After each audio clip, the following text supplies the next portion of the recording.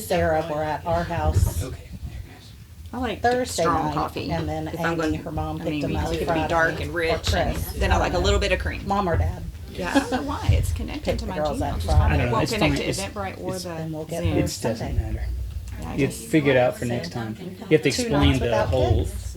thing that you can't put a link into the Eventbrite anyway. So that's really You can confusing. either do it in person or online. You can't do it both. I mean, like, I guess I could just stick a link in there, but it would be really weird, and most people wouldn't get it until, I mean, it would be very hard to do. You have to show them because that's confusing. That doesn't make I don't know sense. You have why. to choose. Well, you just do. I don't know why it's confusing. Well, we could always It doesn't retry it have at a different boat. times. Okay. We could do the same thing online, actually. Now that I think about it, like just on a weeknight, We have an we older could do the daughter, exact same Kayla. topic. She's close to Braden's age. Which I do not like at all. Hated it. All right. So, well, don't worry about that then. We're just gonna not, just let that go. That might be good. Okay, we're good. Well, thanks everybody for coming today. We got somebody else coming. What's been the? Yeah, I know we have some people coming in, possibly some people coming at 10:30 because when I went to the, there's a. This is City of Woodstock, and there's a meeting that you can have where you can go and share about your business. And this isn't a business, but yeah, it's a Christian business group. But so I went and helped to host the call, and so we mentioned this. And I said, "What time is it?" And I said 10:30, and Claire said it's 10. So anyway, so who Well, he knows? asked me what time it So- was after he'd already. It feels told like it everybody should. that it was. It feels like it should be 10:30. I think. I think it feels like it should be. Probably we'd do better if it were, but it is what Probably- it is for this time. Probably. Should we set a couple so- more chairs out just in case? We'll do it when they Okay. come. If they come, it's no big deal. All right. Well, what's been the best part of your weekend so far? Anything good or the week? Best part of the As you week? said, let's go leading with the up to week it? because the weekend Like, just started a minute This is ago. highs and lows. In my It's a opinion. good way to start. Anything like any high of the week? Like good I thing got going? to We've got. pick up my sister and bring her. Yeah. Yeah. We up in Blue Ridge, so I have to drive, Okay. you know, we Oh, have that's to nice. drive the whole way. Mm-hmm. Very good. How far apart do y'all live?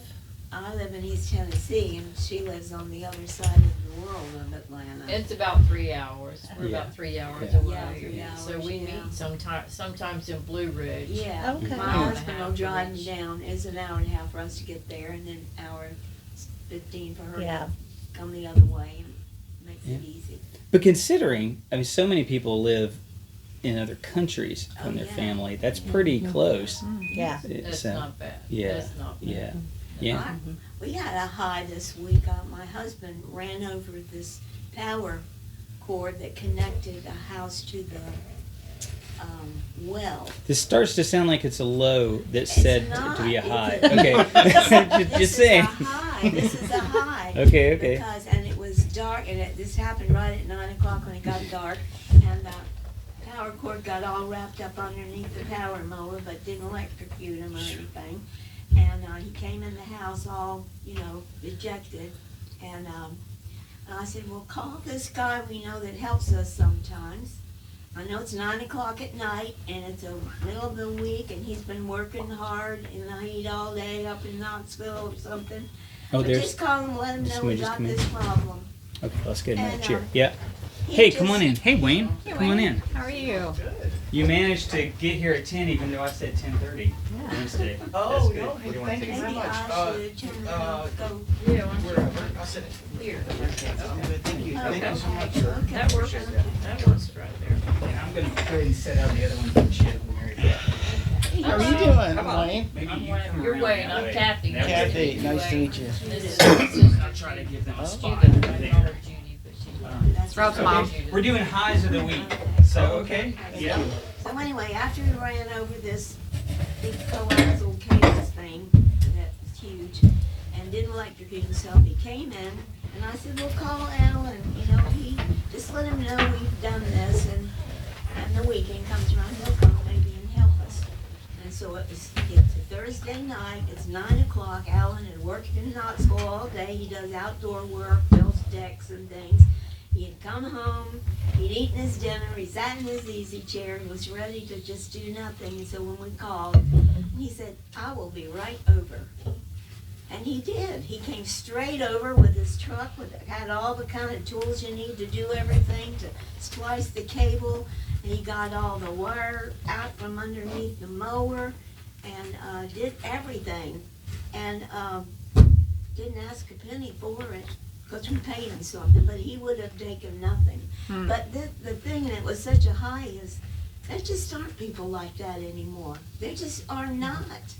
I think there are. I think we just focus on the people that aren't. I But think Not that's for a good any of them transition, anymore. actually. Yeah. I think there are. I think it's a matter of where are they and how does God kind of bring them across our paths. So let's do that. Let's 'cause I transition. think we could in. all find a story of somebody who went above and beyond to help us. Well, we Yeah. call him Yeah. our angel. And he's an angel because he's saved us so many times. Yeah. And since the first thing people always say about us is, you're not from around here, are you? Which of course we aren't. We're grown up in East Tennessee, and nobody will really, unless you got family or connections or something, you don't get any help from anybody. And my husband said to me, he said, well, Jude, I think we, even after living 20 years here, which we have, I think we finally make it.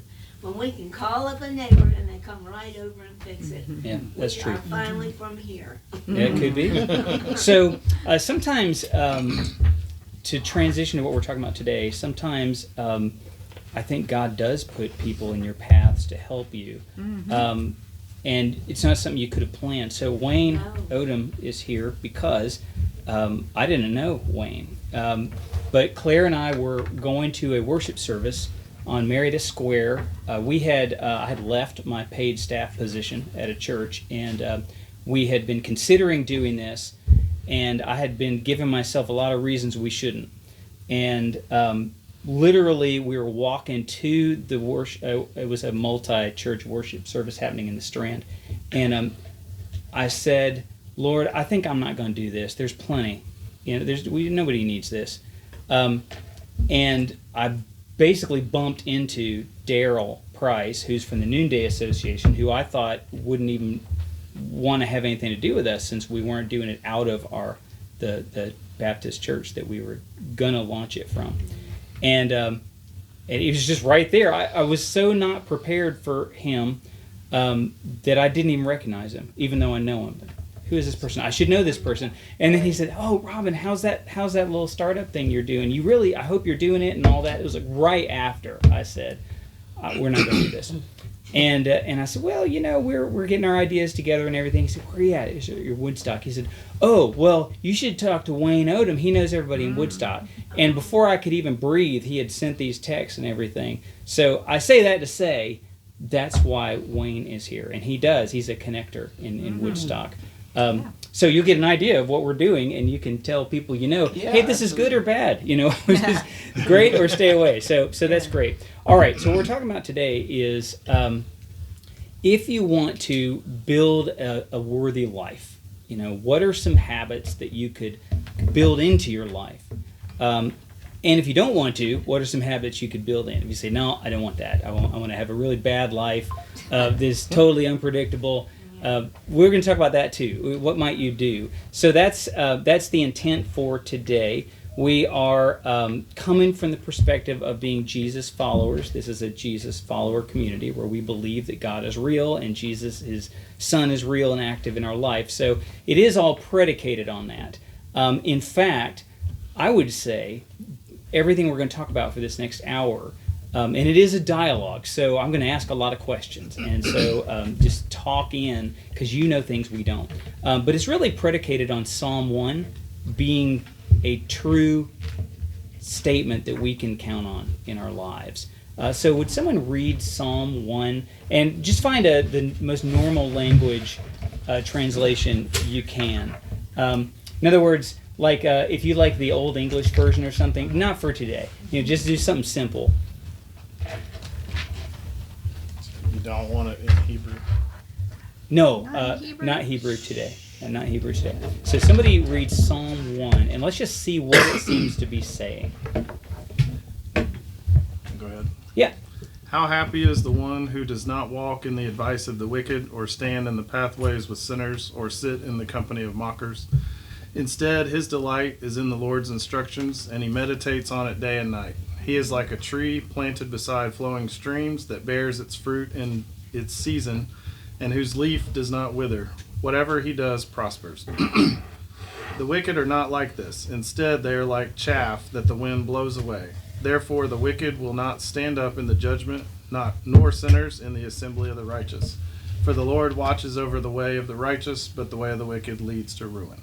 Okay. So, nutshell, your own language. What is this roughly saying? A sentence or two to anybody. Thoughts?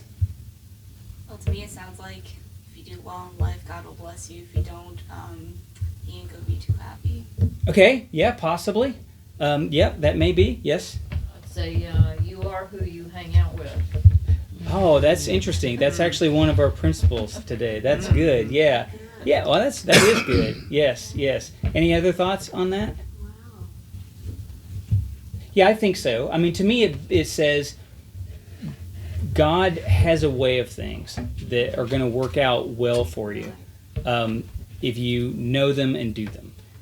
And the Psalms, by the way, tends to be probabilities more. Like, these are basically the Psalms and the Proverbs is, we have seen in living with God that it seems to go well with these behaviors, and it seems to be a struggle with these. Now, we're going to take it beyond that when we go to Jesus, and he makes it very personal. But yeah, I think so. I think so. So, in order for most of the things that we talk about today to make sense, then that has to be true. You know, that there's some justice, there's a God above everything. Hey, come on in. And he is over and above what's going on in the world. So, but let's first ask a basic question, because we're talking about, hey, good morning, Chip and Mary Beth. Let's talk about a well-built life, because we're going to say, hey, there's some habits you can put into your life if you want to have a good one, a well-built, a well-designed life, and there's some habits you can put in if you don't. What is a well-built life to you? In terms of substance and meaning, like what are some things that would constitute, yeah, my life is good, it has meaning. Thoughts? I think balance. Balance. Balance in a lot of areas between our energy and our commitments and our relationships. Yes, balance. Okay. Yeah, write that down. We're going to talk about balance. Okay, good? There's a proverb out there, Chuck Swindoll said, "Blessed are the balanced." Yes. Oh, yeah. Yes, absolutely. Other thoughts? So we're just making sure we agree on what a good life is before we start talking about how to get one. Other thoughts? I've got a thought, it's probably dumb, but anyway, it's a have a good lot of life those. is one where you know you can't do everything or know everything, but you know people who can help you. You're Mm-hmm. I mean, just like Sure. the thing that happened to us in the middle of the night, and the guy came and fixed it. It's you don't have everything, but you do have everything, because things are going to go well, and the people you need are going to come in and out of your life, and you just know that you're comfortable. Okay. You I feel think- like no matter yeah. what happens, you're comfortable. You got it. Well, God created God's us to got live in community with one another because He knows that we're not really able to be self-sufficient. We may Yeah. think that we are, but we need other people for relationships who have skills that we don't, abilities that we don't, resources that we don't. Okay. All of those things. That's good. Other I was gonna thoughts? say healthy relationships. Healthy Yeah, relationships, so, yeah, balance. Exactly. You That's know great. that Yeah. things are basically Right, is the covered. word. Other, Yeah. not yet. It's okay, because we don't want to. I'll forget him if you tell me to write him. It's okay. All right. So I am going to ask you to write something on the board in a minute. Okay. What's Other coming? thoughts? Other thoughts? One or two more?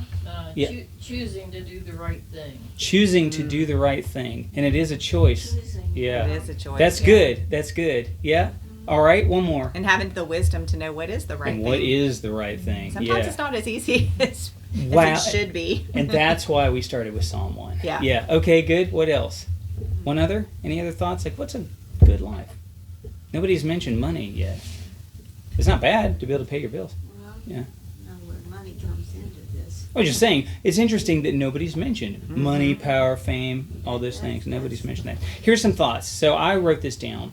I'm going to say them just real quick. I was thinking, for me, you know, when I look back and look at my life and look at the things that I've chased, but then the things that seem to really have meaning, to me, a pretty good life is knowing the world is not all about me, having some sense of self-respect and respect for others, aspiring to higher things than the tinsel stuff, the money and the power, some kind of noble reason to exist, that you're contributing to the world in some way with your gifts and talents. Be good if you had cultivated some character, you had some discipline, not crazy, but some reasonable amount of discipline in your life, and selflessness, and people could trust you. They knew that if they brought you into their confidence, you're safe. Maybe some gratitude, humility, that kind of thing. If you have a character that is someone wants to be around, that's probably pretty good. To be able to make promises and commitments and keep them, that'd probably be a good life. That someone would know, yep, you know what, they're not going to flake.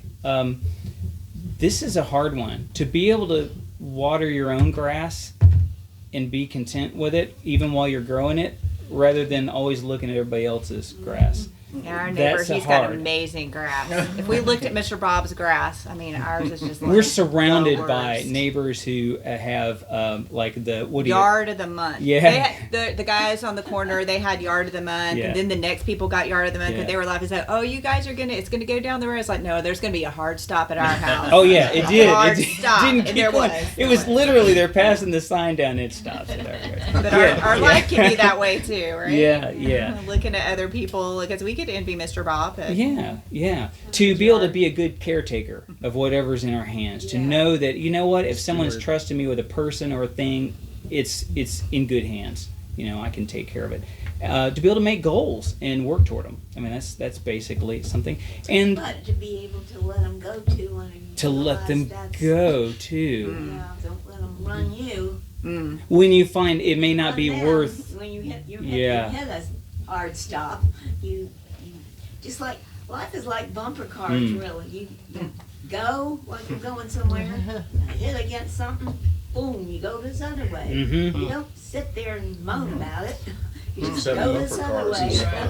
That's good. Now that is good. I had Bumper resiliency. cars can't be more fun, Chip. That's right. I had some basic resiliency. You can get up when you get Yeah, knocked you down. got to Yeah. get it up Yeah. because you know Yeah. God's got it all in His hands already. Well, I think it helps to know that. I think it helps to know that. Well, that's And why then, you're right. You read your Bible every day so Yeah. you don't forget this. Yeah. Don't forget these things that you know. so basically, then from all this we probably could write down at the top. I kind of put all this together and say, at the end of the day, what would be a good life? To me personally, if I'm a blessing and a benefit to the people and things around me, instead of a burden to them, I'm probably doing all right. I'm not a boat anchor in anybody's life. I'm a partner. I'm not an obstacle in their way unless they're evil. You're just a blessing. You're a tree and not a thorn in people's lives.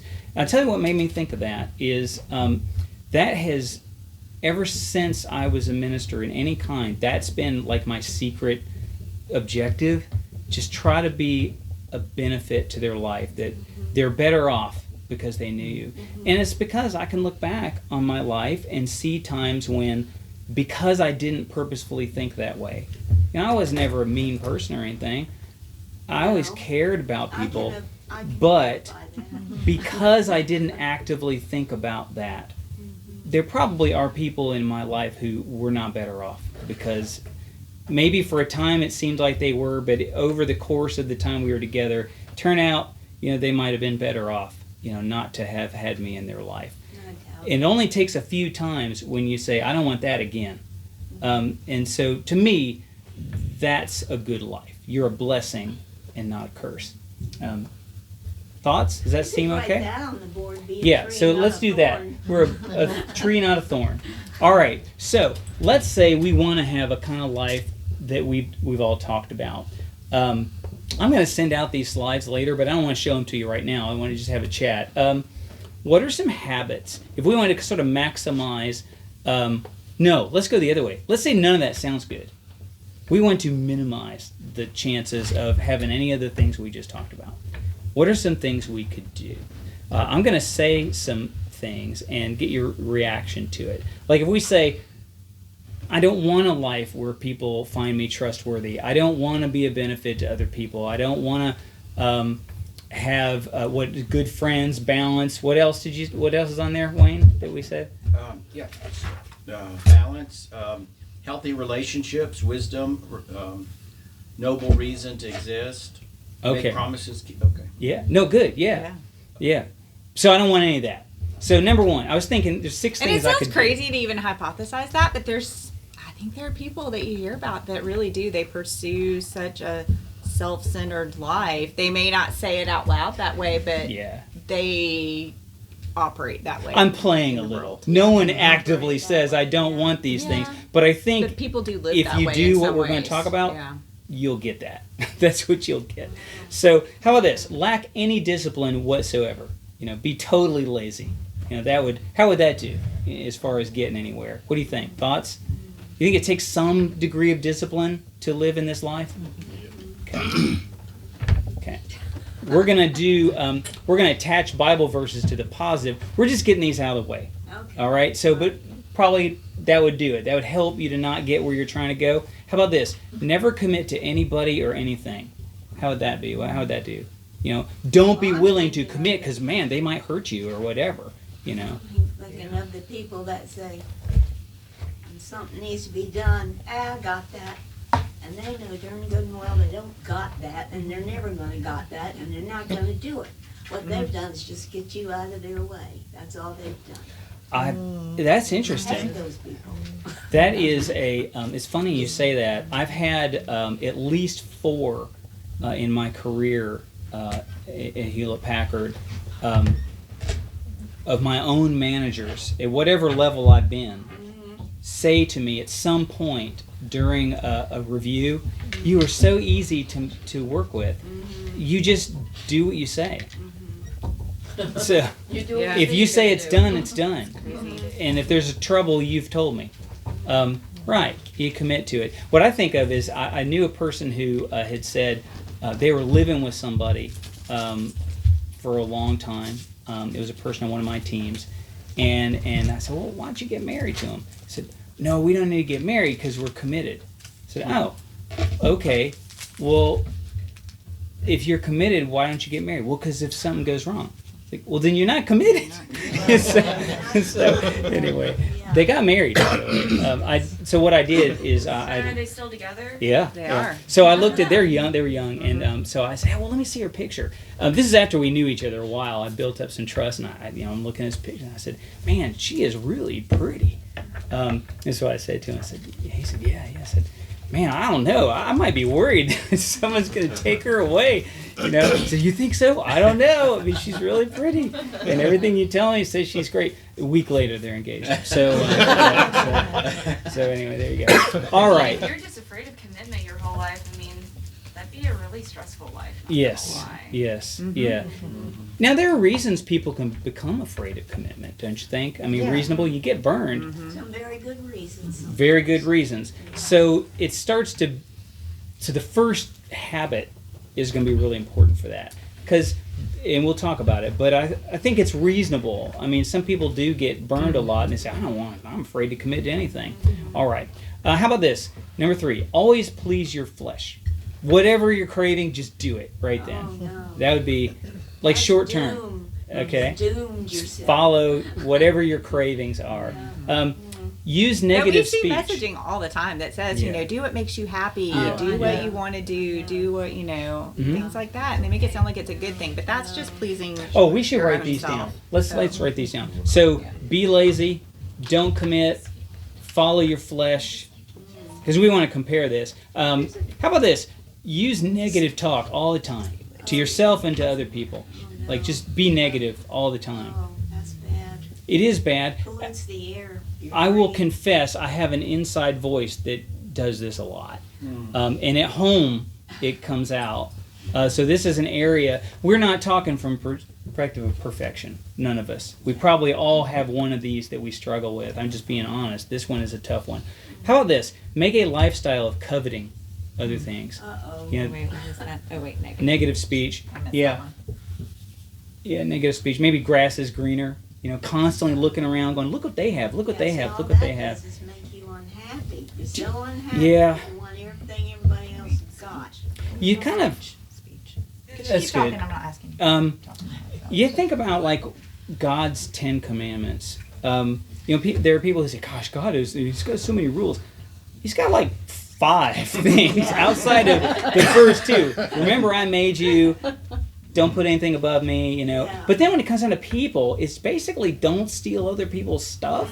You know, don't take the truth. Don't murder people. Take their life. You know, Yeah, don't they're take basic. their stuff. Don't take their wife. And then there's that one that's like, don't covet. And it's weird. Like, that's weird. That's not an action. Well, that's behind all those, though, isn't it? Like, every one of those, it's that. Okay. And then when you fail, play the victim constantly. You know, don't even look at what you might have done, you know, as part of it. Those people All piss me right. off so much. All right, so we'd agree that that's probably going to derail you a little in your life. All right, well, what if anybody said, those are 6 pretty good ones, but I'm not sure it would completely put my life down the drain. Can I add a few more, like a bonus ones, just in case I make sure? So here's some extra ones. Work or play ourselves to death. Like just only work or only play. You know, that'd be good. Abuse as many substances as you can. You know, that would do it. Just make sure, you know. I'm not sure if this is going to kill me, so let me just do this. Listen to words of fear. That would be good. You know. Yeah. Yeah, spend your morning looking at the worst possible news in the world and going on to Reddit and like, oh my gosh, I can't believe people live this way and all that. So that'd be pretty good. Pursue carnal thinking. Like, don't just follow any flesh, but sexual. You know, just whatever boundaries make sense for a reasonable life, just go right by them. You know, just go for it. Yeah, yeah. And then number 10 is shunt your train up to people who have different values than you. Oh. That would make sure, you know. That'll make sure you're going to get caught. What does that do for you? Let's say you decide to build your home with someone who has different core values from you. What's that going to cause in your house? Stress. A lot of stress, Conflict. turmoil, conflict, and Or compromising what you believe either way. yeah. That's You know. terrible. And what happens in conflict? How are you going to resolve those conflicts? On what ground are you going to level up when you're having an argument? Okay, we can't disagree. We're disagreeing on this, but is there some value we can level up to? No. No, these are people that want Right, anger right. in their life. They're angry and they want to be living in Yeah. angry. And Well, everybody around them, they want to be angry. even if not that, though. I mean, even if not good or bad. Like if you just like my number one value is follow Jesus, and someone else's number one value, my number one value is follow the devil. Probably we're not going to be able to level up on a whole lot. Yeah. So okay. All right. So that would probably do it. And then if we just want to absolutely make sure, even beyond that, be merciless with everybody in your life, including yourself. If it's not absolutely perfect, check out. Yeah, You know, a that's bad it. one. I would say Don't listen to that would anybody do it. else's side of anything, just run right over them like a freight train. Okay, so that would do it. Do you know anybody who struggles with any of those things? Yeah. Okay. Well, I do. Is there anybody in this room who struggles at least? I mean, I know not as quite as radical, but there's stuff in there for all of us.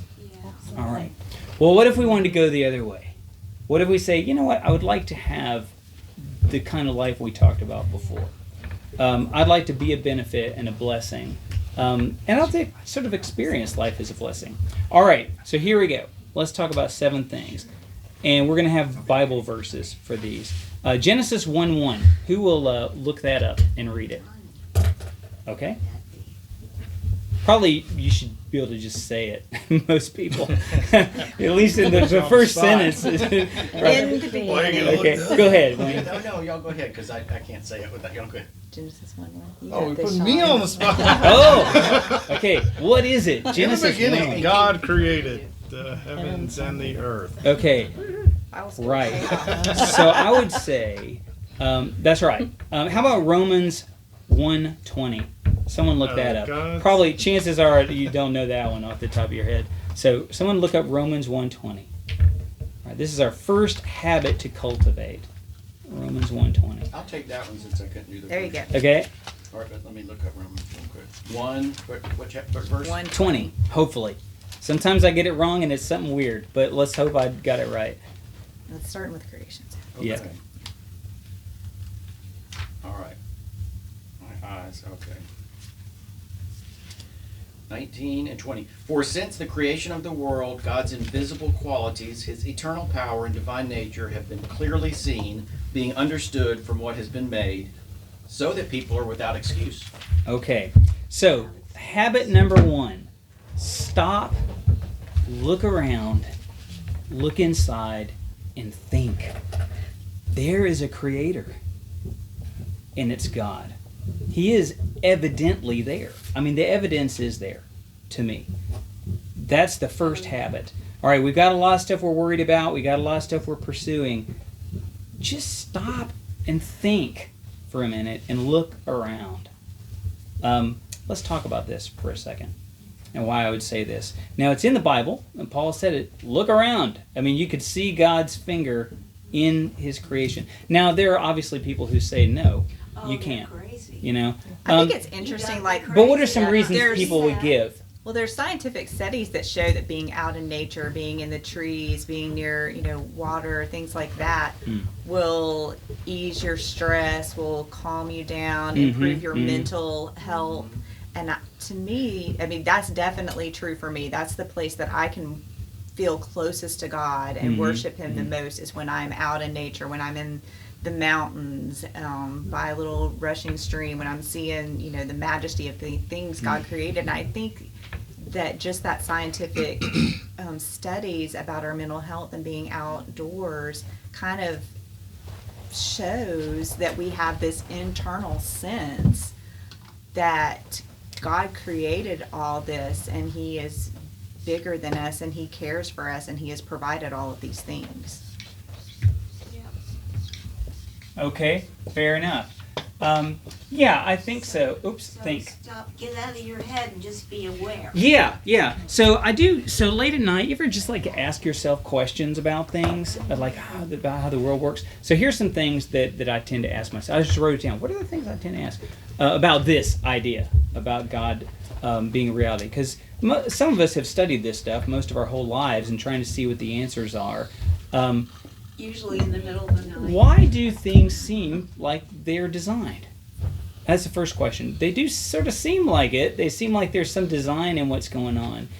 And why do we even think in terms of just and unjust? Like if someone does something unfair to me, how do I even know to think that way? I mean, that has nothing to do with my, just random particles. Something in me has led me to understand there's a justness, even when I see it unjust. Because that's built into us, because we have free will. Maybe. Built into our DNA. I'm just asking questions. I mean, it's something to consider. Why is that? Well, I feel like humans have a built-in right or wrong. Now, what is right or wrong depends on the human and the way that the human thinks. It could be. Everyone at least has a sense of right and wrong. They do. And you know what's funny about that is the Bible says that, and we're not even having to go there. We're just thinking it through and going, it does seem we seem to have some concept of that. How about this one? Why do we seem to sometimes have a sense that there's an ought that is not? Like something has gone wrong with things. There's a right and a wrong, and gosh, I see a lot of things that aren't as I think they should be.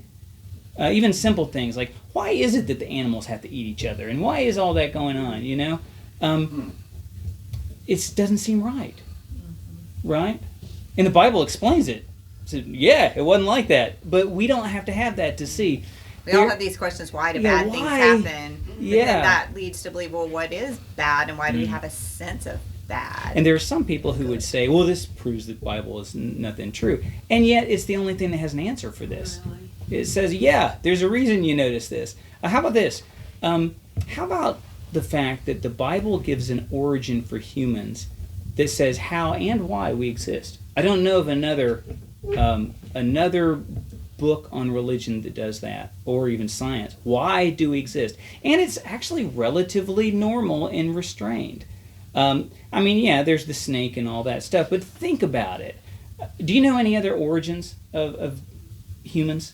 like that you've read on any other explanations of where we came from? Besides crawling out of primordial ooze. Yeah, primordial ooze. I always remember on the crystals on the back of space turtles. That's a scientific origin of humanity. Yeah.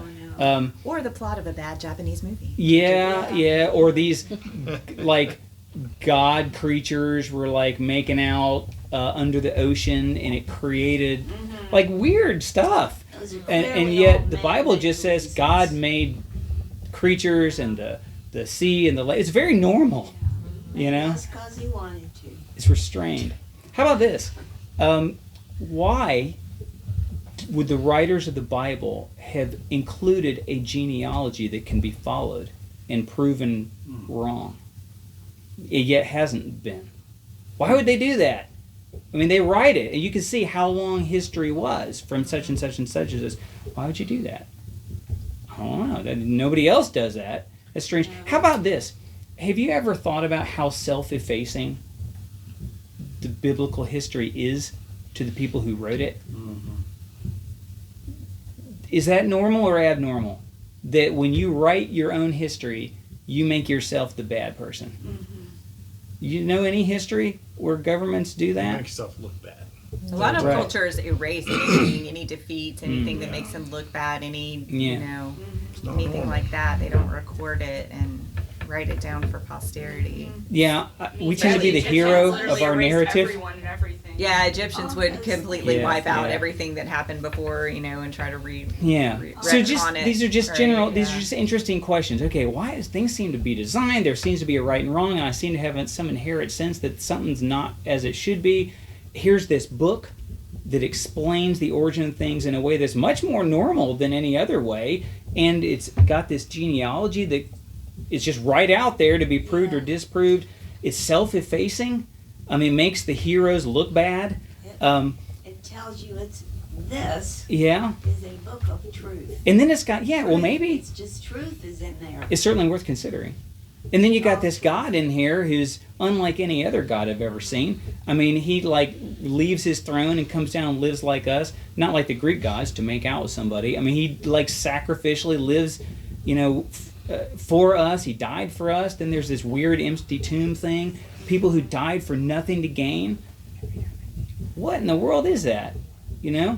That's not like any other religious book I've ever read. And I've read a lot of them. And then every once in a while you got this one, Hebrews 3:5. If you hear God's voice, don't be stubborn. God has spoken to me in my life. Only a few times. But has anybody in this room, this is always a risky question to ask, had the moment where you heard God loud, even though it wasn't the voice? Okay, what was your situation? If you don't mind sharing. I don't. I was. My mother was diagnosed with cancer, and so I was praying and fasting about her healing. And I was in the third day of fasting and praying, and I just literally was sitting outside and literally heard God say, "I'm not going to heal your mother, but I'm going to heal some other things in your life." Right. And I was like, "Okay." And so, but he gave us 18 months with her, where the doctor said she would only have 6 months, and it was a good 18 months. Like, she wasn't in chemo or anything. So, and he healed so many relationships within my family because of that. And I mean, it was as loud as you And then sitting you met right me. here. And Hey, yes. even better. I Yeah. almost forgot the most important part. Right, don't forget that. Actually, I think I still do you. I did know Yeah. you. But anyway, so yeah. So it's happened. And once that happens, then, I mean, it doesn't matter what anybody says No. at that point. Yeah. So good. Yeah. I've had it happen to me. I had it happen when I was at a party in college, when it was a party with people I knew in the fraternity I'd helped start. And I just felt, I don't know, this uneasiness about it. But I knew all these people. We were friends and everything. And then what happened is it was at night, and somebody brought out a Jenga game where you stack blocks, Only they thought it'd be fun to bring out the alcohol too and write things on the back of the... sexual things on the back of the car of the block. Sounds like a And bad part. you get it, I know. And so you get in a circle. Now, I had not known them to do this, I was It like, was a business fraternity. It wasn't Yeah. even like a fraternity. so fraternity. anyway, I It's supposed to be professional so they training. and they had want to sit around boy girl and sit around the table. Well, what am I going to do? And I remember thinking, I don't want to be here, but these are my friends. What do? I don't know what to do. And this I wasn't heard, at a time when he was following the Lord. no, I wasn't at all. I was wanting to, but I was not. But, yeah. Good intents, but not good discipline. So what so did he say? What did he say? he said, as loud as you could imagine, get out or you will be lost. Wow. And good. so I ran up the stairs. And It's like your Joseph moment. yeah, I did. I ran up the stairs, and a girl followed me up who I knew, and she said, "Are you okay? Are you okay?" And I said, "Yeah, I just can't do that. I just can't do that." And she said, "It's okay. Well, we can just make out here." And I said, "No, I can't do that." And I ran out the front door and closed the door behind me, and said, "I just left all my friends. And what do I do now?" And I went home that night and got on my knees and said, I am not the person that my grandfather invested in when he told me about you. Take whatever you need to and help me to really know how to follow you. Once that happens, it doesn't really matter what else happens. So in general, we're saying there's good reason to believe there's a God. And now some people like me can overthink it. I'm an overthinker. Oh, I know. He's a talented and gifted overthinker. So, there's I am the Romans 1:21. Their minds become confused because thinking they're wise, they are fools. So much thinking. I've been putting a lot of time into deconstructionists recently, listening to deconstructionist Christians. Like people who, like they spend their whole, I don't know why they do it. They get together and they study the Bible only to say, well, God isn't really real, probably, and this was like cultural stuff, and yet they spend their whole day and night, studying this stuff. Sounds like seminary. Oh, it does sound like seminary. I may have to edit that part. Yeah, it sounds like seminary. That's true. But so I had a question about this, Chips. Like, why would you do this? Why do you say, well, okay, if he exists, he's not what the Bible describes. We're just doing our best, and maybe that means all the rules that are in there, this is where it always goes, aren't really what they're said to be. Here's what I've found so far in my 51 years.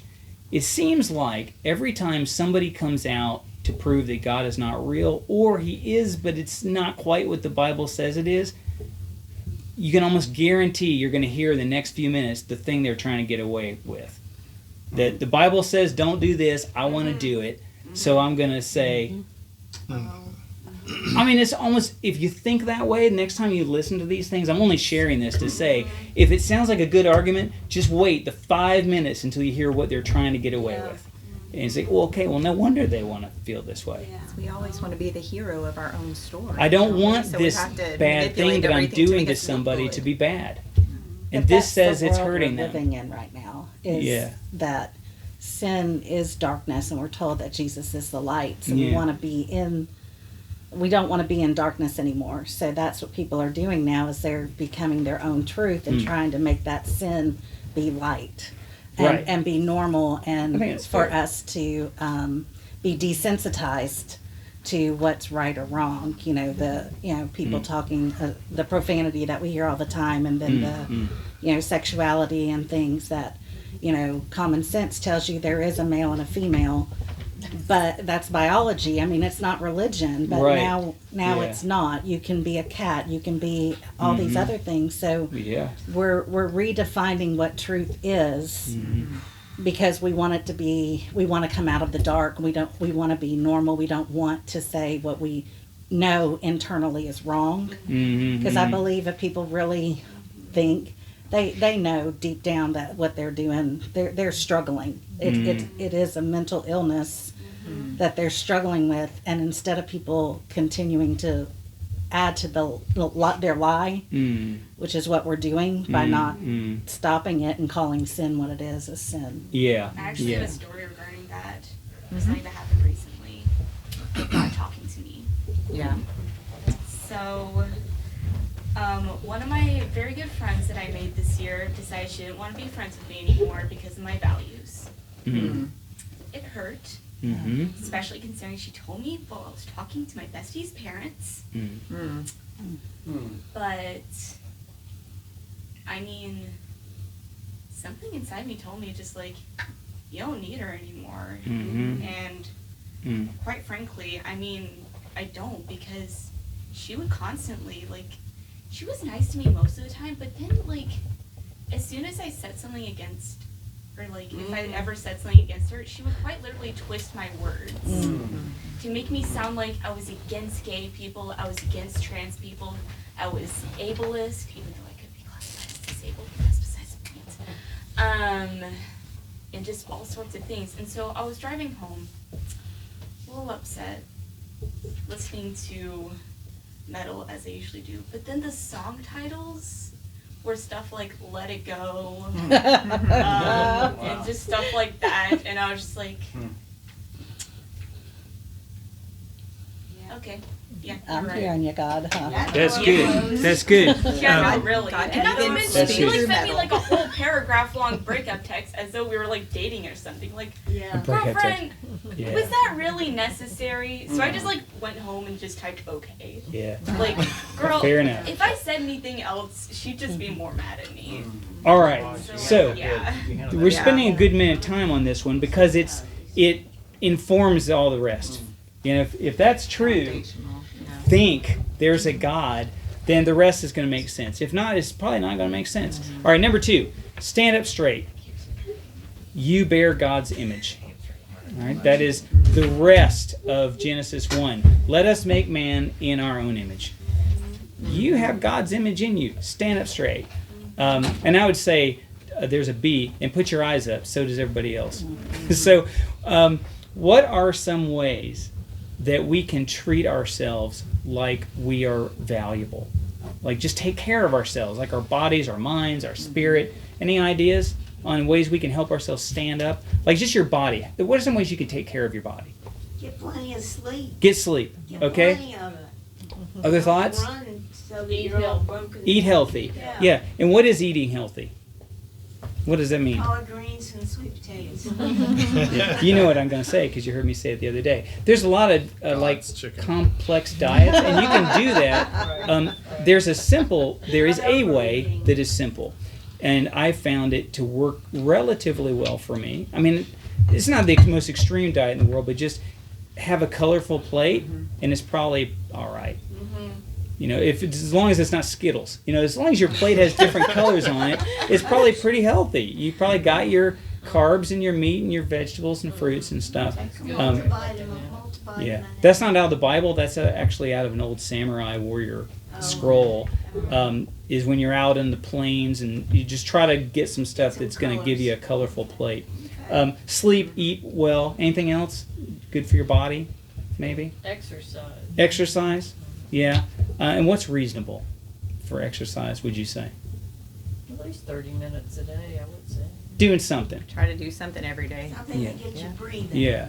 If you want to be able to power lift or be athletic, fine. But if not, yeah, just so you can like just do normal stuff, just enough. Yeah. How about our minds? Anything we could do to be good to our brains? Treat our brains like we're somebody? Thoughts? Agreed. I'm not so good at Sudoku. I've tried it. Oh no, me neither. No. Somebody suggests something other. Yeah. Crosswords, I'm okay. Okay, Yeah. crosswords. See, it's Good. numbers versus letters. I Numbers. try to be Yeah. grateful every day, at least one time a day. Gratefulness. Numbers. I Okay. just try to think of something, and there always is things Sure. that I have overlooked and I shouldn't have. That's I should have good. been grateful for. That might count in mind and spirit. Other thoughts? Mind? You got to get rid of the negative self-talk. Yeah. Try to do some positive talk, like you got this, you can do it. I've heard someone recommend before, say, be realistic to yourself. Say, it's hard, but you can do it. Like, don't belittle yourself, but, oh, this should be easy. this is tough, Yeah. but you can do it. Like I I Yeah. say also with, like- think, is it true? You know, as you're saying it, is this really true? Oh, that's like if true. you're thinking down on yourself, is this Yes. really true? And you Yeah, know, but yeah. what is the truth? Uh-huh. And then that's just like what you just said. Good. You know, this isn't so great, but Yeah, Yeah, or I can't do this yet. yeah. yeah. Oh, yeah. Yeah, that's yeah, the yell yeah. on the end. Right. Good. Yeah. Anything else you could do that's good for your brain? 3 years ago, Mm-hmm. the Lord told me, if you listen to lies, it's going to damage your faith. Mm-hmm. So stop watching the news. Mm. Yes. So Yes. Yes. memorize scripture. And Mm. Yes. Mhm. Yeah. Yeah. Absolutely. Yeah, I think, I think- you know, Philippians 4:8, you know, whatever is good, whatever is pure, whatever is, you know, all the things, all the things. Filling our minds up with that, whatever way that is, reading good things, listening to music. A lot of times when I'm getting stressed about things, I'll just start listening to music, whether it's worship music or even other kinds of music, like Hadley was saying. Those can speak to us as well and just help our needs. And there's so many different ways that we can. Yeah. Yeah, I mean, the stuff I was Seeking it listening out. to was Good. not worship music at all. No, but It wasn't satanic, but Yeah. it was not worship music. Yeah. So yeah. But So it's still- take care of your brain, bodies. Some people just say, you know, brush your teeth. You know, take a shower, comb your if you had comb your hair. You know. So you know what I'm Shake your saying. head. Like so, just treat yourself like you're somebody. That's good. Positive self-talk, reading good books. I've heard it said, C.S. Lewis said this, read new books and old books, philosophy books, both. But not because the older people were smarter, it's just that it'll get you out of your cultural context so you can think a little. Yeah, yeah. Yeah, that's nice. That's Sometimes good. you have perspective from different times, and sometimes you see, you know what? There was a lot of garbage going on Yeah. then Yeah, too. yeah. It's not just right now. Right, right. I have, for your spirit, read the Bible every day. I read the Bible every day. I pray. My great-grandfather used to pray every night before he'd go to bed. It seemed like forever on this couch. I can't imagine what all he was saying. But He was mostly every saying, night. thank you, Jesus. Okay, it's funny you say that. That is true. Now I have a hard time with this particular discipline, but it's good when I can do it. Somebody has said, as you're praying through the day, if you need a way to think about this that's going to be helpful, maybe start the day with the Lord's Prayer. You know, God, this is your place. May more of it be like heaven. Help me do any part I can to help that. Give me my bread for the day. Forgive me as I forgive others. And then throughout the day, just before you go into a meeting or whatever. But at the end of the day, in the beginning, ask for whatever you need, whatever help you need. At the end of the day, say thanks That you got for the it. stuff. You You just got focus it. on that. It wasn't Ask what and then you thought it was watch gonna and then be but it was thankful. better. Yeah, yeah. That's interesting. Yeah. Don't get into your next list yet. Just say thank you for what happened today. That's good. And then in the way we work, how can you treat yourself like you have meaning in the way that you work? And the thing I thought about is, whatever your task is, do it with excellence, and try to build that up, and also the people who you work with. Whatever it is, however you're doing it, use as an opportunity to invest in your task and the people too. Because Colossians 3:23 was whatever it is that you do it. with- Yeah. With So that's all your might in a way that glorifies God. So basically, you have a reason to stand up, And the second part is, though, keep your eyes up because everybody else bears God's image too. So here's a question about that. How are some ways that you have found that you can treat other people like they also are valued by God, even those who don't act like it, Okay. who don't act Listen. like they know? That's Listen to 'em. okay. Listen. You need to. Yeah, that's what I was going to say. I used to think that I would tell them what they really should be thinking, or how to think, or how to act. Right. What would be better, and I probably was right about that, but I found out that what's really better is for you to listen Mm-hmm. and just treat them with respect. Yes. the same basic general 'Cause I'm respects not you would want. God, I'm not Right. to judge what other That's right. people are, even if I think I can. Yeah, I think I'm that's not- fair. I'm not made to judge, Yeah. and so I don't do that anymore. And it's much better. Yes. Yeah. People don't run when they see me. Right. Yeah. And Any other listening thoughts? is a skill, though, because a lot of times we're trying to think of our response right back, Oh, and yeah. you miss what they're really saying. Yeah. So, Yeah. Good. So listening to so people, you really want to hear them. giving everybody basic respects. If you work in any kind of well, anywhere, that's not in a church, you will work. Even in a church. Yeah, even in church. You will work with people who don't necessarily share your beliefs, but that doesn't give you an excuse to treat them badly. You have to treat them well and give them fair chances for everything, and they have feelings too. Yeah. Thoughts? Anything else on that one? I just think that's important because, as you say, I remember one time we were going to the fireworks. Where were we? Philadelphia. And I don't know why we were there to see the fireworks, and there was this, I don't know, I guess they were a church group there. They say they are. And they had all these signs that had fire, and it's like, God hates gay people, That's a cult. He doesn't, he's hurt by the fact that they're hurting themselves and each other, but that's not a true statement, and that's not helpful, and that just, you want to shake it, you're not helping.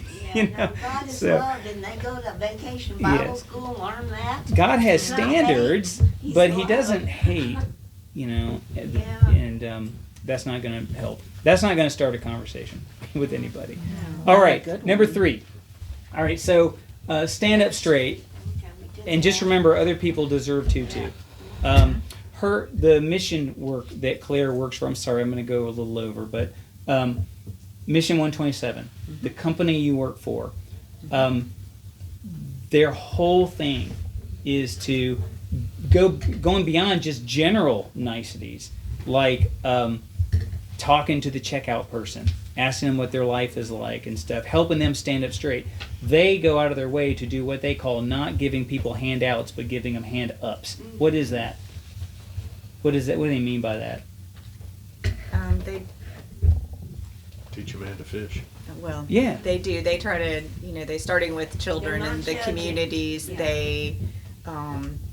They teach life skills. They have, food co-ops where you don't, you pay a certain amount of money to get food and it's very discounted. They have a Christmas market where they're not just giving toys away. It's a store. They're shopping for toys, but there's nothing in there over $20, including, bicycles and things like that. So they had a book fair to encourage literacy, but they weren't giving away books. They were selling books. They were Good. like 5 and 10 cents. Yeah. But so they do a lot of things that aren't just giving things away, but they're giving people dignity and they're offering them opportunities and they're teaching them Yeah. things that will, we offer Financial Peace University for $25 for a year. They can do that so that they teach people financial literacy and how they can go from renting in the apartment communities that are funding all of this so that they can own their house. They don't want to keep them bound to just being renters forever, but teaching them how they can, get a job and earn, that can allow, and save their money and, And giving them manage their hope that they resources can. well. Yeah. Yeah, I was So glad that- you said yeah. that word dignity. I was kind of hoping that would come out because that's the whole thing. Like this whole second part is give people dignity. They deserve dignity. All right, number 3, simplify with simple truth. Just say the truth in your life. Matthew 5:37. Anybody pull that up real quick? Just say the truth. Any thoughts? Want to get that? What is that? It's in front of me. I'm resisting the urge just to say it. Blurt it out. What verse is it? Matthew 5:37. It's how Jesus said to deal with the truth.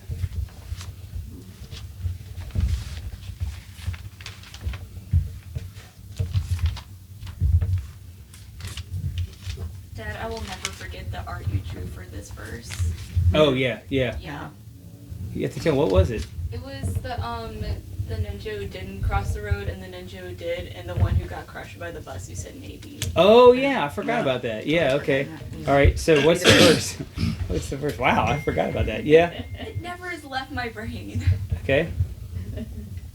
You go ahead. What's the verse? Yeah. But let your yes mean yes and no mean no. All right, For so it says- whatever yeah. is more than these comes from the evil one. Yeah. It says don't swear on anything. Have you ever heard somebody say, "I swear"?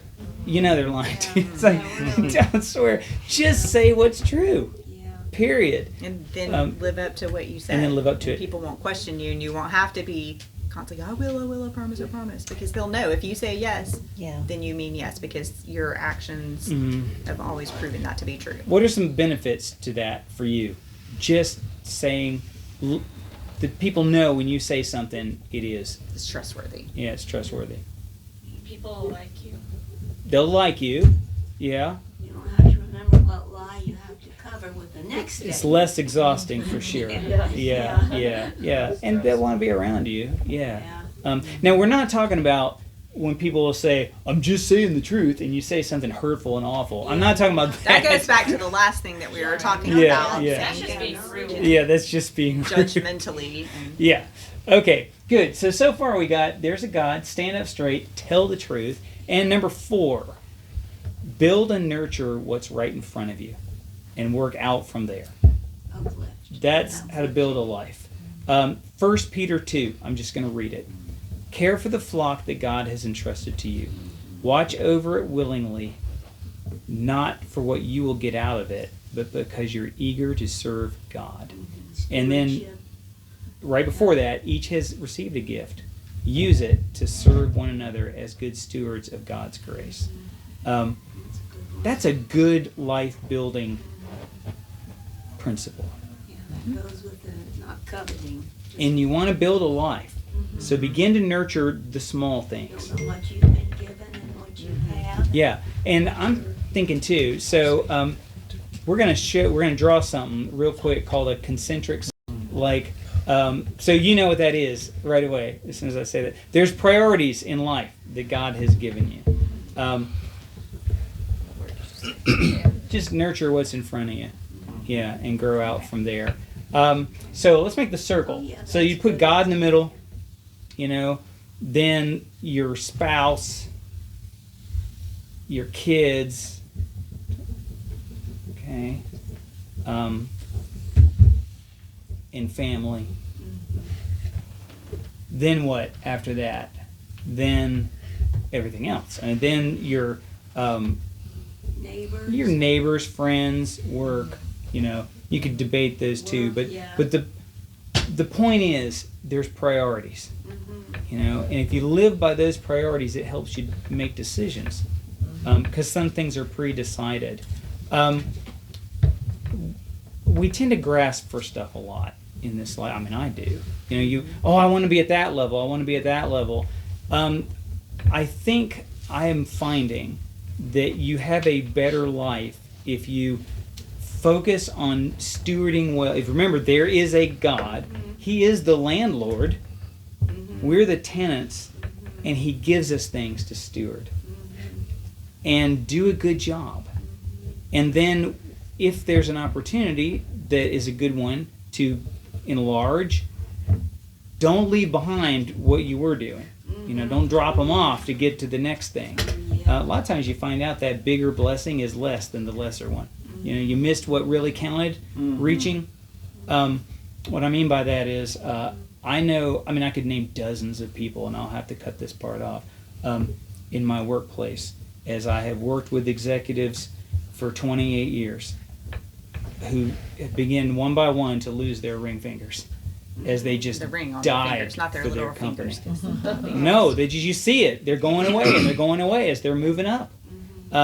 They're giving their life, you know, to the this. company Uh huh. instead of, okay. And they're telling themselves, oh, I'm making a better life for my family with a bigger house and nicer cars and great schools and all these things, but they're not. I'm glad you said that because I experienced something one time that was unlike anything I've seen before or since. Have you ever gone to, or you've seen like when an executive will give a speech or VP or whatever, and it's really planned out, right? I mean, everything's got to be just right, and I mean, all the way down to the off camera. There's people saying "clap now" and like all this stuff.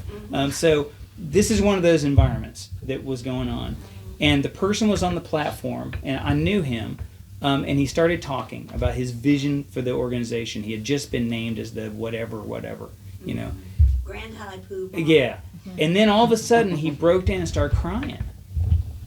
I've never seen this before or since. He had a breakdown shortly after that, and just he'd started. And he was trying to get back on and started. And I'm in the audience. Saying, what is going on? And he said, "I'm sorry. I've ignored my wife for 15 years trying to build this career, and she's divorcing me." Oh, wow. Wow, that was a shocker of a moment. That's an example of reaching and missing the more important things. So this is good for me. Like, what are the blessings right in front of us that we could nurture well? And then, you know, maybe build from there. But what do you got right in front of you that you can take care of really well as a good steward, like a blessing God has given you? Thoughts? Our kids. Your kids, for sure. So many people think of kids as a burden, and the Bible says they're your blessings. What are you, crazy? That's how you're sending yourself into the world. What the proverb is that? Your kids are arrows. Yeah. They're not a I mean, it burden. says children are a blessing from the Lord. That's a straight up Bible verse. Yeah. Okay, It's not kids. just a What t-shirt. else? Spouse. You know. Yeah. Invest into each other. We've had times where we've done that well, and we've had times where we haven't done that so well with bigger pressures. Anything else? What other things can you take care of well here and now, while building some discipline to shepherd well whatever's in your care? Well, I can take better care of my house to make it a more relaxing, friendly Okay, place. sure. And get rid of the stuff that I have. That's what's wrong. If you live there a long time, you buy a lot of stuff. Mm-hmm. And then you got to do something with it. Yeah. And a lot of it, somebody could be using it, but not me. Mm-hmm. And it's just in the way, and it's making me nervous and all.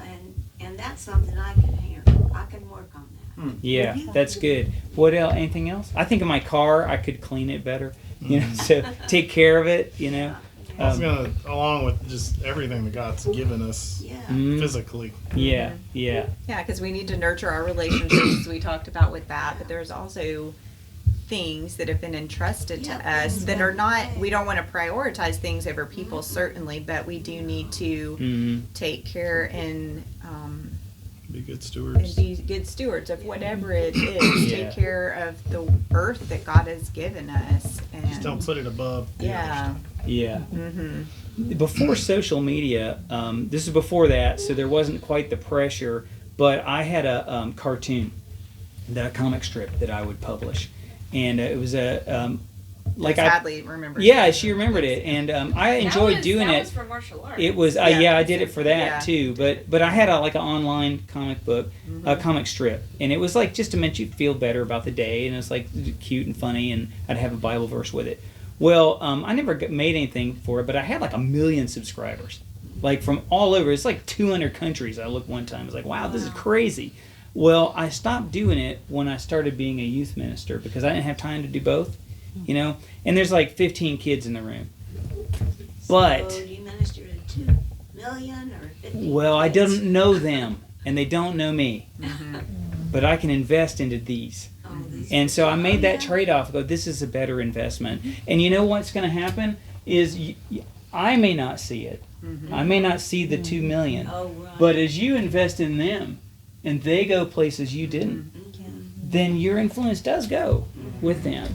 So that helps me think that through. They're building When I think, families was that a now good and trade-off? having You know, kids and- 2 million versus 15, but 15 who you can pour into their lives. Not 2 million You that know. made you not give as much time Yeah. to your to your family, You can. to God. Can. You know, Yeah. So that Yeah. wouldn't work. And at the time, it was fine. I mean, it was on extra time, so that wasn't taken away. But now I was going to have to choose because I can't do too many things. I got to pick one, and so I picked the one that was right in front of me. I think All that right. was a good choice, though, right? Oh, Yeah. It was definitely a good absolutely. choice. Yes. Yeah. Yeah. Oh, yeah. Yeah. I mean, through So- that, we saw families healed.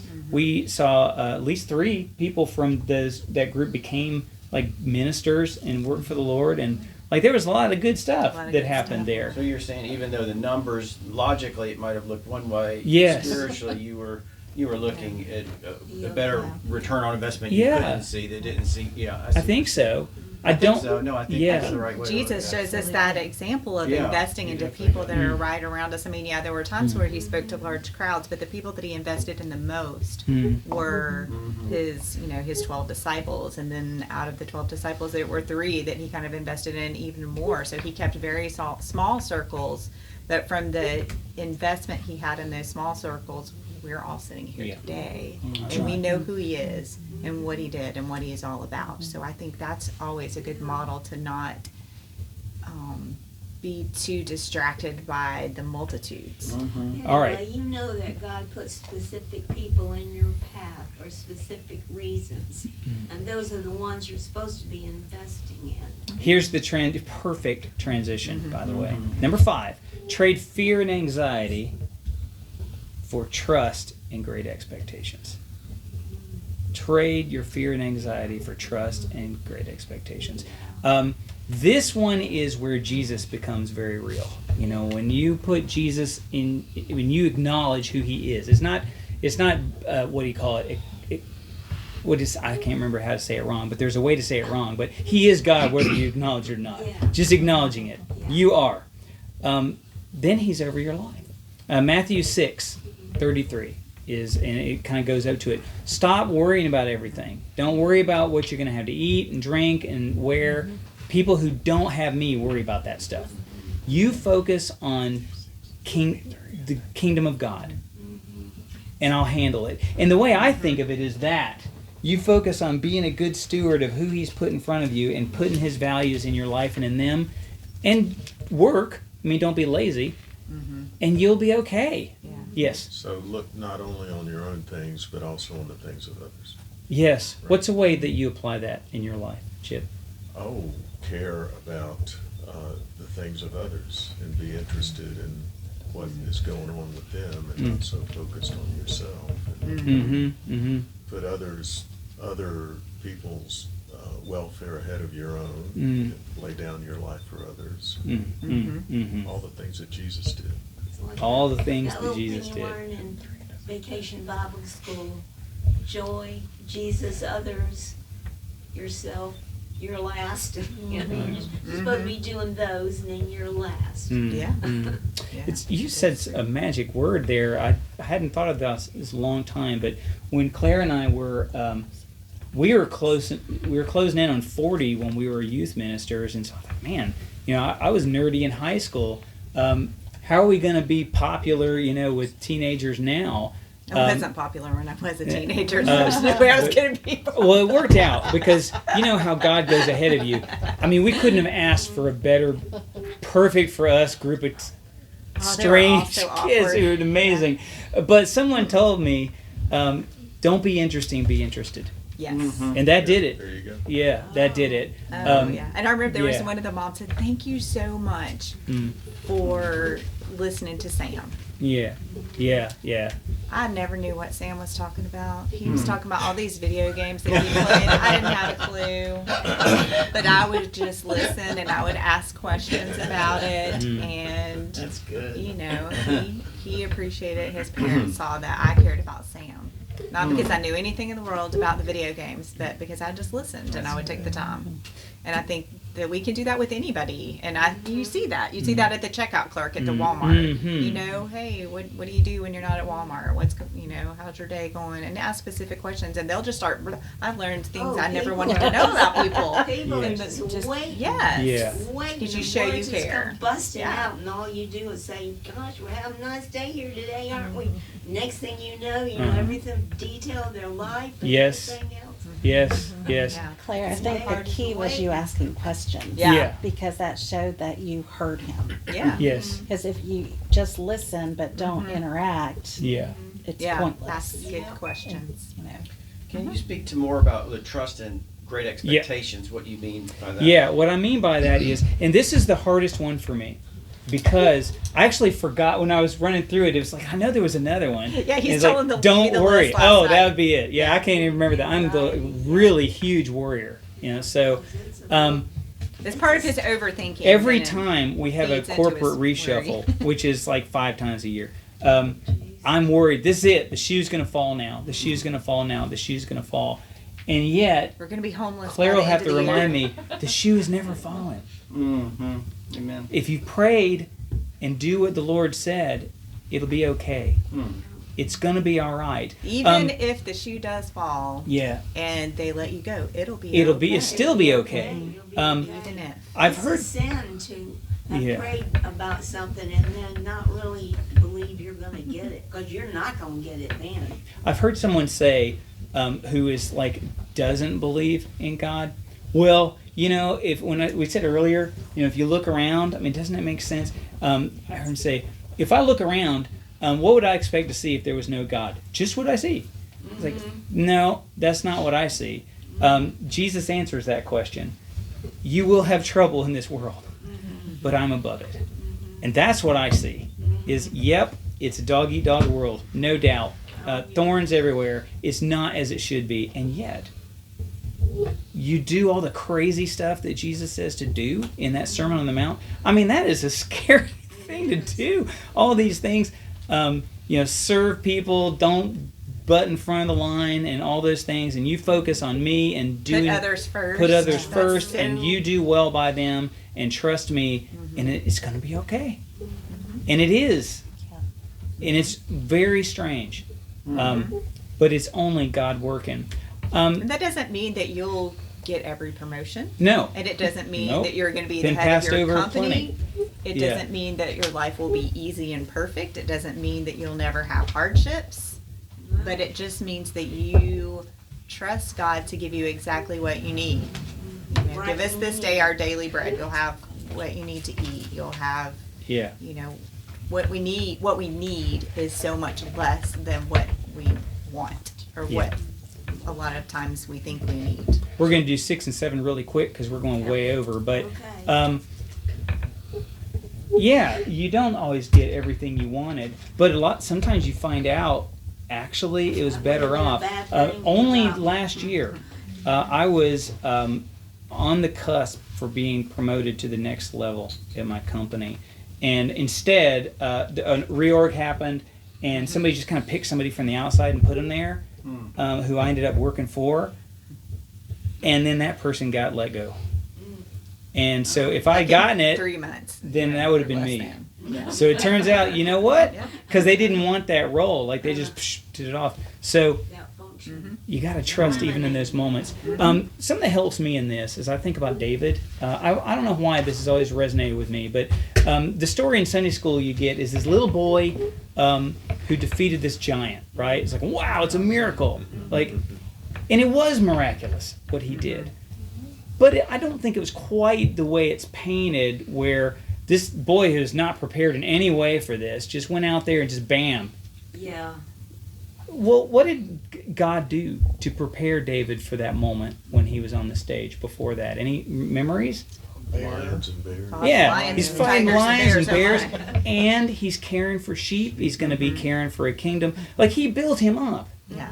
He David had couldn't see it. leadership and responsibilities to take care of these sheep, and he had Yeah. to fight to do it sometimes. And Moses too. I mean, it took 80 years for him. I hope it doesn't take me that long. But so 40 years living in Egypt, learning all the policies and the procedures and all the people. And then he's like, man, things went wrong. I'm out in the desert. What happened? Well, it's 40 years living in that desert that he's going to have to take them through. For 40 years. I mean, think about that.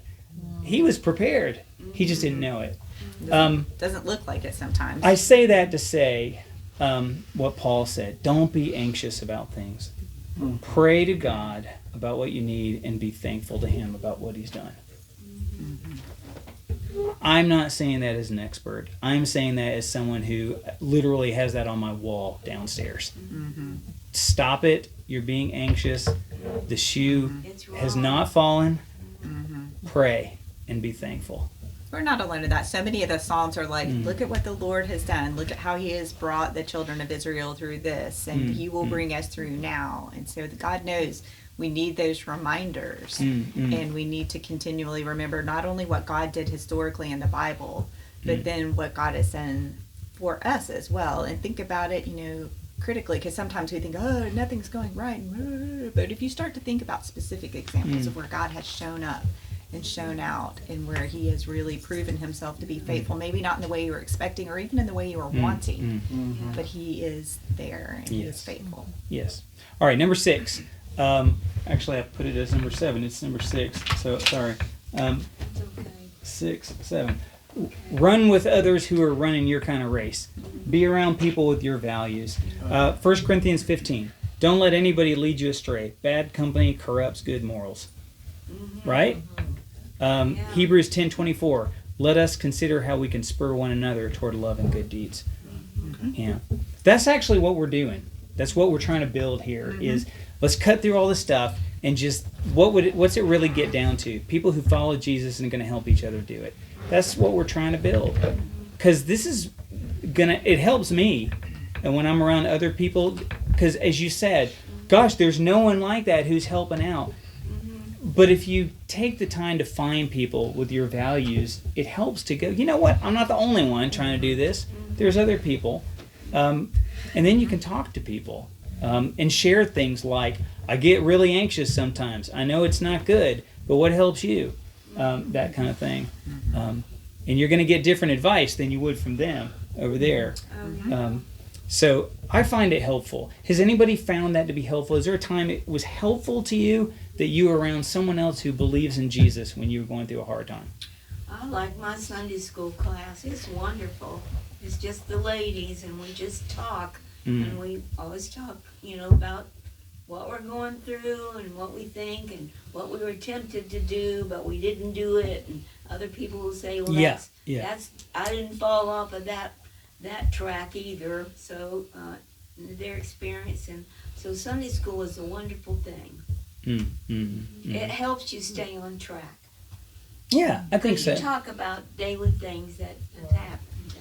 And I think it's good with what's your name again? Judith. You got a great smile. Oh, thank you. I think it's great, although, everybody might have a different congregation.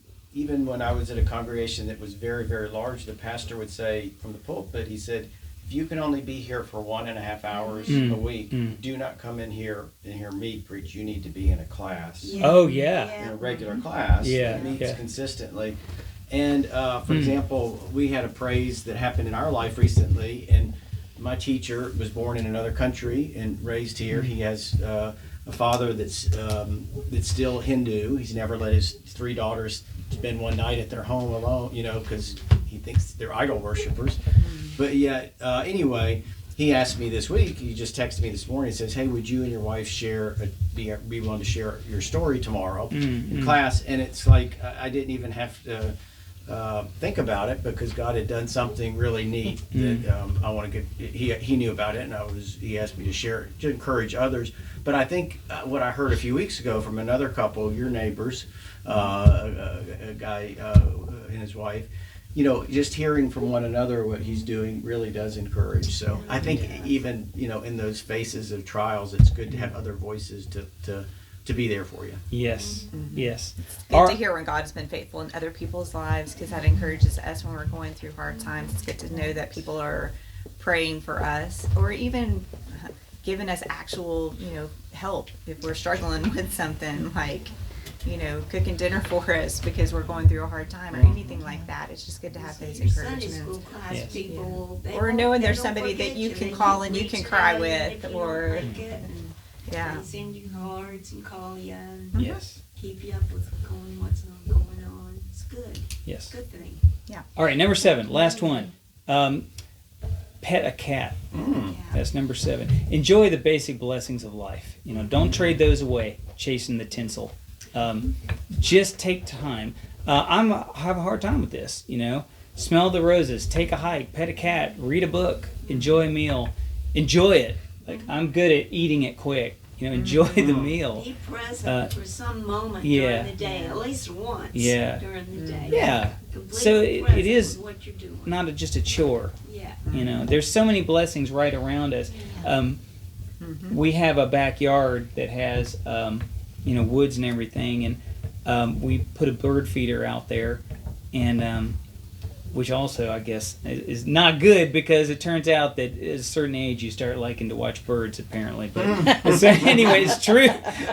But they're out there You're not watching. that old because you still don't know what the birds' names No, are. I don't know what they I are. must There's a be yellow old 'cause one I and a blue one. do. But He it still has really the Crayola is like, book I of just love birds. watching those birds, like just coming and swooping in and everything. It's like, wow, this is really nice.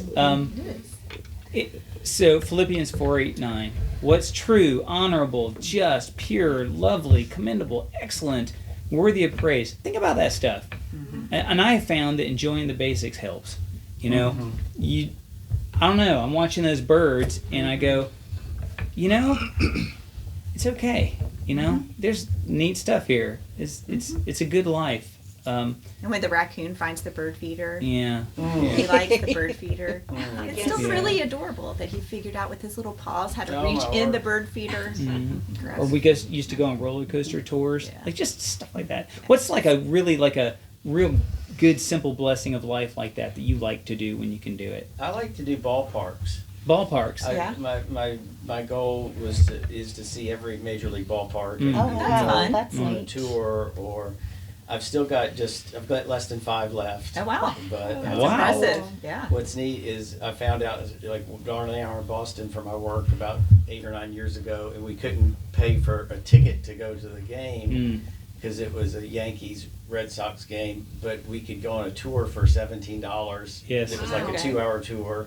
It wasn't a 3-hour tour, so we didn't get lost with the Yeah. skipper. Yeah, Gilligan. yeah, you might not make it back. But we got in the dugout and got to, didn't get to walk on it. But anyway, that's one of mine. Great. Yeah, no, I love One, it. one or two others? Yeah, ballparks. That's great. It just reminds me of when my brother was 22-ish, 23, when he became a Christian.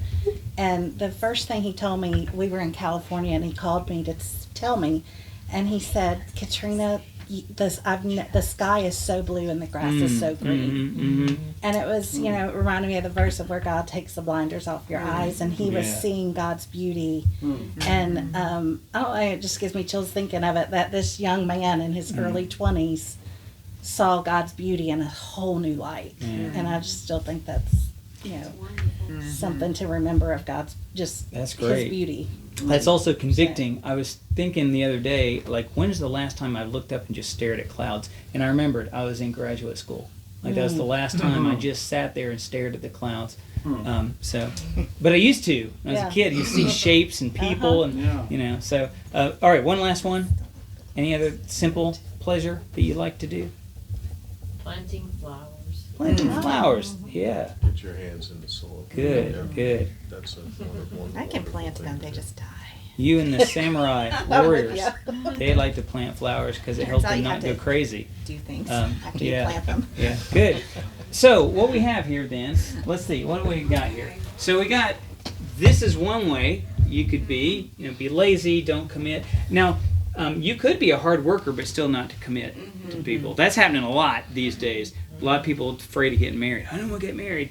So, was that, please your flesh, be negative, covet. I thought I said fresh for a second, pretty fresh. So, That's a and then clear victim mentality. Yeah. Or look up, stand up, tell the truth, take good care of what's in front of you, trust God.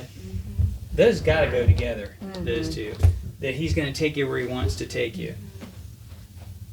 Pet a cat and be around people who are similar.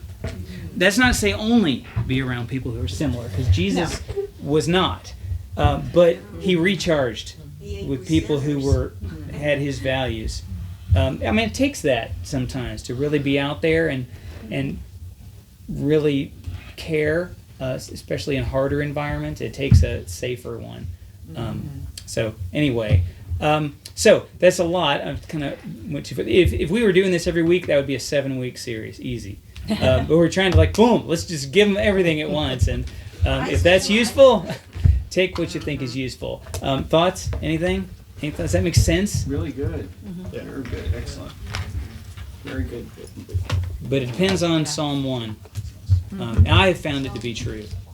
You know, I think if there's no God, what did Paul says something like this? If there's no God, we'd be foolish to, because just this alone, these three things. If there's no God in this dog-eat-dog world, you're probably going to get stepped on a whole lot. But there is, and that's what Paul said. But there is. He was raised from the dead, and you can believe him. So, would someone like to close this in prayer? I will. Okay. Father, thank you so much for, God, your graciousness to us. We thank you that you did give us the law and rules to live by, but God, you recognized that just as we've talked about today, that we by nature are driven towards thorns without you, but because of your Spirit and because of Christ and your sacrifice, we now can build trees and we can build legacies and we can invest in others and share and enjoy moments on this earth. We can enjoy relationships. And I thank you for Claire and Robin's calling and how you're using them. God, thank you that in Jesus we are completely forgiven and totally accepted and fully pleasing in Christ Jesus. And help us to live in that abundance mentality that, God, you are the owner and we are your stewards, and help us to live in such a way that we will hear well done. In Jesus' name, amen. Amen. Well, thank you all for coming. Yes. We're just figuring all this stuff out. What's one thing you like about how we did this, and one to grow on? One bit of advice, something you'd do different if it were you. Any thoughts? I don't have anything to say on the change anything, but I like how you elicited everybody's input and covered things, the contrast. I like that. This is what you don't want to do. I love that. I like the openness. And how, was it Wayne? Yeah. Wayne asked that one, can you go back over that? Yeah. That, interestingly enough, is when I was preaching, what I really struggled with is, I liked it. I liked being up on that stage, and I was a performer too. I mean, I'd do all kinds of things. Remember, I jumped off the stage that one time? So anyway, I liked it, but it occurred to me one time, how would I know if someone has gotten lost? I wouldn't really know, because it's like, no, how do you know? And how do I know that it's making sense to them? If they can't ask a question and say, this doesn't make any sense to me. Or if you're trying to apply something, I mean, how do I know what they can apply in their life?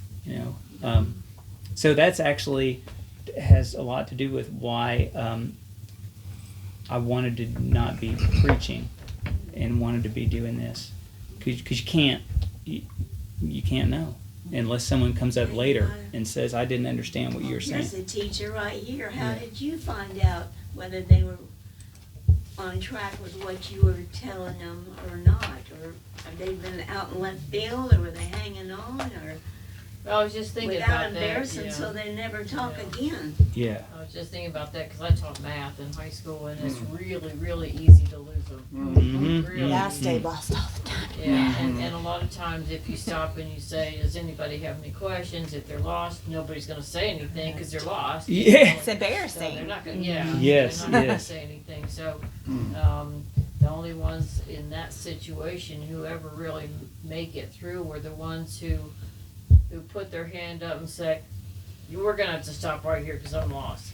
And there aren't very many people that do that Right. because they're afraid to do it. Yes, So, yes. but I really do like this environment because it's easy to go back and there's a lot of interaction. You ask a lot of questions, and people are not afraid to answer. So that's a good situation. That's great. Because if you make me feel bad, I'll never speak up again. Right. It's very important to be positive, affirming. Yeah. No. Yeah. No. Oh gosh, that was so funny. You remind me way back when we had a teacher, a Sunday school teacher, who taught us how to do this way, and his name was Patrick. He has a church in New York now. France, actually. France. It's in France now, so they moved to France. But there was a lady in there who, I mean, it didn't matter. she could take things into the weirdest places, and I thought, man, I'm glad I'm not teaching, because how would I deal with that? But he would always get it right back on. He said, "That's a really great point," and then move back on. So, but I learned that. Okay, and but he had to be very positive with it too. Just And you know, Robin, to your point there, what your sister said. Y'all are twins, right? Yeah. So I like that. One of the guys that one of the guys named Bruce Wilkinson from Times Square.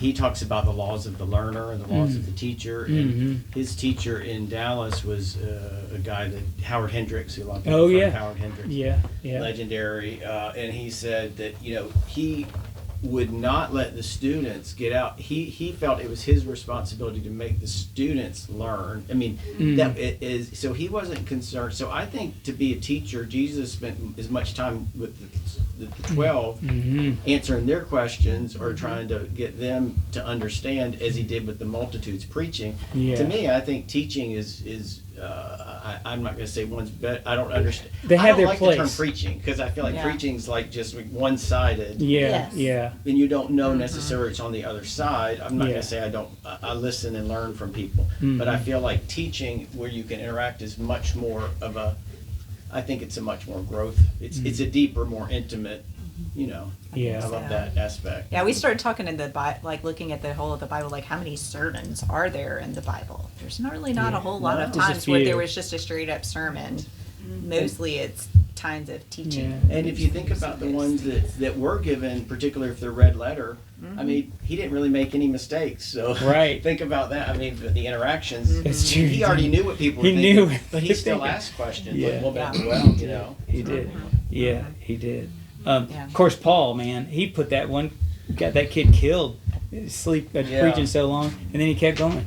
Brought him back to life, and he keeps going. So, 0.6. Yeah. As I was saying, I was like, oh my gosh, Get up, I'm kid. really curious about one thing. what's that? How many major league ballparks have you visited? Yeah, if you're 5 shy, Yeah, how many thank there you are. for How asking. many are that. there? Yeah. So, do we have to talk about? I don't want to be. No, I don't.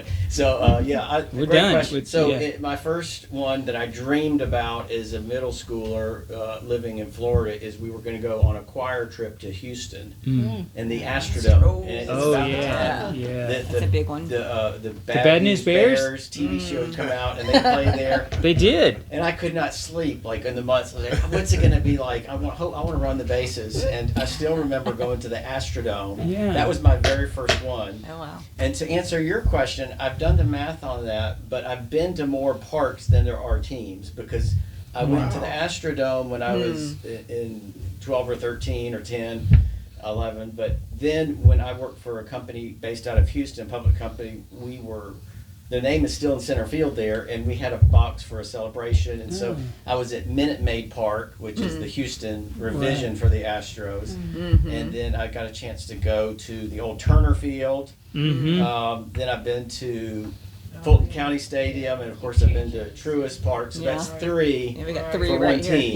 Yeah. But I'll do the math on that. But it is more than 30 right now. Wow, that's incredible. Actually, yeah. So the Yankees was one of my favorite, because I got to take my son Daniel and then my dad, who was a Yankees fan. But yeah, I'll think about that. So yeah, there's actually just one franchise I haven't seen yet. So Wow. now that I think And who about is that? Which one's that? it's the New York Mets. Okay.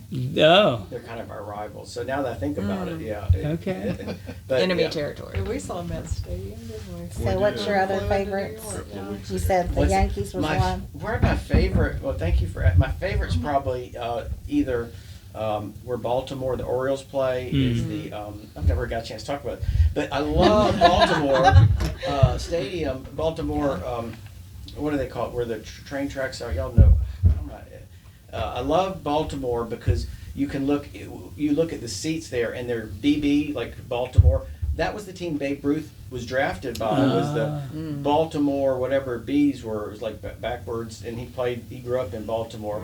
And you would learn some of the history things. And then my other favorite, the San Diego ballpark now, not the old Jack Murphy, which was there, kind of an ugly stadium, but the one they have now. My son actually got to go for business there just this month, and he loved going there. Oh. But it's called Petco Park, and it's That actually is. built into an old ironworks building. Oh, wow. It still exists, and you That's kind cool. of exit through the stairwell there, and you go out and you see what they did ironworks, and that's built in. Petco Park is really cool atmosphere. Yeah. Beautiful. Braden would love that. He's into merging things with whatever's there. Like, yeah. what a cool idea that is. Is it still, the old one was by the river, wasn't it? Was it by the river? Because people would hit home runs into the river? Or is that in San No, Francisco? that's San Francisco. That's San Francisco, AT&T yeah. Park. Okay. They used to be. It actually, what's funny is I haven't been inside Candlestick. Yeah, But yeah. one of my trips, I had a rental car, and I was by myself, so nobody said no. So I just pulled off and took pictures of the old Yeah. Candlestick before they demolished it. Yeah. Both the 49ers. I was played wondering there. if you got to go to Yeah, Candlestick yeah. before they Oh, took I it never down, went because that in was it. so sad. But the Right. AT&T Service work. one, I don't think I've seen a game there yet, but I did because I had a flight that went out. But I loved the AT&T ballpark in San Francisco, the Yeah. water and everything. So yeah, thank you for letting me indulge myself on talking about baseball. Do you have a least favorite? Like, when you're going, man, y'all need to upgrade. And it, like, You when know, do you my hometown is St. Pete, Florida. Okay. It's not my least favorite, but it's probably. I like the fact that they're living stingrays there that they have Oh, in the yeah. pool. Sometimes they take them out. Sometimes they have them in. I've always wanted to touch one because the rays. I think that's probably the least aesthetically appealing and something because it's an indoor dome stadium, but. Yeah, so Yeah. if I would say if you could go anywhere, that might be one that's not necessarily the favorite, even though Yeah. the beaches in Clearwater and St. Pete are nice. Oh, Love gosh, yeah. Clearwater is one of Mhm. our favorites. Same. Yeah. And they're dumping so much money. We drove right by going to the airport on whatever day I left to come back here. Just this week, drove back. My brother-in-law took me past where all the St. Pete Clearwater Tourism Bureau is. And it's amazing if y'all see TV around here. There's so many commercials they run based on that, Yeah. and print ads. So anyway, but enough about me. But yeah, I think the St. Pete would be probably your last one. Go to see the beaches of the Don Cesar, eat at Columbia's restaurant, get some Our Cubans son, and some black beans. our potatoes, son and went to niggers. Columbia's, and he still tells us about how amazing that Yeah, experience was. yeah. We haven't been, but Yeah, I'm happy to talk baseball anytime. Yeah. That's awesome. that's cool. That's awesome. We went Brother to would the get on that. Philadelphia Stadium last year. Oh yeah. So my brother had a surprise 50th birthday party, and Right. he's a Wasn't a baseball surprise fanatic. that he was 50, but Yeah, it was. Although that surprise can be a before surprise. he turned 50, but Oh, my gosh. yeah. But anyway, so his wife pulled that fun. off. He was stationed close to Philly, so Oh. he's a St. Louis Cardinals fan. So that was the only sad part is she couldn't find where they might been there. So Yeah. Yeah. That sounds. but it was like neat. It was a really neat field, I thought. Yeah, It, is. seemed kind of old fashioned. I've Did you only get ever that been to vibe? the Atlanta Braves places. No. I've been to all of them. Yeah, yeah, Yeah, yeah, I Pay guess attention. compared to Truist. Yeah. yeah. You know, I do have one that's a dream now, and it's Omaha, Nebraska. It's not a major league park. It's the College World Series, which is on now. Okay. And my buddy that some of y'all met, Joey or Stephanie Wilkins. So Joey played college baseball at Oh. Oklahoma Baptist, and it's funny is he was telling me, he says he retired from UPS, and then this company called Compassion International hired him to be their CFO, and he's like, Oh. Those guys. he's like, wow. He says, once I retire now, I want to go to Omaha and watch baseball. I'm thinking, already retired. Can we let's go plan a trip? But yeah, I want to see that, the ballpark in Omaha. I don't know if y'all have seen it. It looks like it's designed just for college That's baseball. Cool. Yeah. So, That reminded me of a couple of brothers. I read an article a few weeks ago who took a long road trip and they visited every distillery, every whiskey distillery in Tennessee. oh yeah. And that was a fun trip. And there are a lot in Tennessee. But so- they- Yeah. Oh, cool. Good stuff. So, what are you guys doing this weekend? Any plans? Any big plans? Quiet House. Quiet House. I'm taking Chip skydiving. He doesn't know it yet. Skydiving. At 5:30. Good luck with Just that. kidding. Have you gone skydiving for real? My daughter has. My Okay. youngest of our children has. Wow, cool. She did it in high school, and I Man. still can't believe it's not. None of her brothers haven't, and we probably won't. Yeah. Yeah. My goodness. God wanted me to fly. He'd made me with wings. Yeah. True. Yeah. I don't have them, so I like the Skydiving. ground. Mhm. I don't even like going in an airplane. How about you? Well, we're going to visit you guys today, and whenever it works for you, and then we're we're packing and we're going on a Vacation. small vacation next good. week. The three Tomorrow, of us. yeah. We're going to a cabin by a river for. Yeah, it's like 4 right days. on the Nantahala River. Oh, Yeah. that sounds Yeah. fun. Should be Oh, nice. that is small That'd for be y'all. that'd be good. It is Yeah, small, yeah. yeah. Since Braden's in Finland. Finland. Usually He's what we spending do. our vacation money. in Finland. Usually what we do is akin to what I just did, But like he's too having a much great and time. run all around and do it real quick. Yeah. That's usually our vacations. So this I is told gonna him we be wanted odd. actually a restful vacation this year. Hadley and I We both voted said that we that. didn't Yeah, want they to have both an said that. exhausting vacation. Those have been amazing. We've gotten to do Yeah. some incredible things, but we wanted to But do you have to that- rest when you get do back. nothing from the vacation. trips. Yes. Yeah. Y'all didn't Yeah. want to go So over to exciting. Finland? Well, yes, but Well, I do when he sends me this picture. I can't afford it though because I sent him, so I can't afford to do it. I yeah, just they're have to currently live through celebrating Midsummer. Apparently, that's a big thing in Okay. him. Yeah. Finland, and he's going to some. You didn't. He's going to one of the top 100 places to in the world, according to Time Magazine today. Wow. It's Yeah. some spa, or not Yeah. spa, sauna, Sauna. where you Yeah, go from the sauna and jump in the Baltic Oh, Sea. that sounds fun. I know, Yeah, it he does. sent pictures and it looks incredible. It looks Wow. like a bad guy's base on a James Yeah. Bond movie too. Yeah, Like so this he's- big place by. He's getting to do some Like it looks cool awesome. things. Next So- week he's going to Barcelona Oh my word! Wow, that's a great summer. for a week. Yeah, oh yeah, it's great. Yeah. Is this off? But he's, I mean, It's he's also cool. We paid he's for it, also believe me. going to class and working really hard and learning how to hand Yeah. draw It's lovely. architectural Having a good plans. time. Yeah. for this really amazing cabin that he went to out in the middle of nowhere It that's is, shaped like it this is. parabola. But then he had to like Wow. hand What's funny draw is it. the pictures he's sending back. I see them, and they look so much like we used to draw when he was a little bitty boy. Oh, I know. He would. Yeah, Those are things he would draw. I know. Mm-hmm. So it's right up his alley. Oh, absolutely. That is, It's that's funny you say He's completely going to that. be able to build that stadium for Kayla. That's, 100%. that's something that as soon as our kids started doing something, showing interest in stuff, like we kind of made a pact and said with them, look, you know, if you do the work, you figure out what your gifts and talents are and what you want to do with it, and we'll help you. We'll do what we can. We'll do what we can to help you. You know, Probably don't let didn't someone know else it tell you what it needs to be. involved You going to decide. Finland at You the know. time. No, I didn't know it involved going to Finland, but The Lord has provided for us. He has provided just Just what enough. you need. And that's all he said No he'll do. No extra, just what you need. All right. Well, I really appreciate you being here. So you kind of get an idea. By the way, Chip and Mary Beth have a home group. They've been leading home groups for what, 20 years, like that. So we're we're part of their home group, so we're members of their group as long as they'll have us, and so we're enjoying that. It's a Sunday night school. Yeah, it's a Sunday night school. Yeah. So, so I'm thankful that you came. It gave you an idea of what am I talking about when we talk about what we're trying to do. We're trying to emulate what they're doing Yeah. here, so it gives us Different a place environment. to. Yeah. Yeah. Can I get a picture? I want to send Daryl a picture. Yeah, Can I- sure, everybody yeah. listen, I'll get a So, picture and send y'all. So if y'all are okay, I don't know if y'all don't want to Stand up straight. That's right. It's figuratively. Is this good? Oh, that I got everybody's face. Sorry, I'm making you turn your neck there. Okay. All right. 1, 2, 3. Wow, this is a great being part of what y'all do. Okay. Everybody, look your best. 1, That's 2, hard. 3. Okay. We're doing our best. Yeah. Right. Okay. 1, 2, We're trying. 3. One more. Last one. Perfect. Okay. All right. So if you think about it, if you have thoughts later on Yeah. any feedback, including the time, because we're always deciding between Saturday morning or Sunday evening. We don't know. So You done with this board?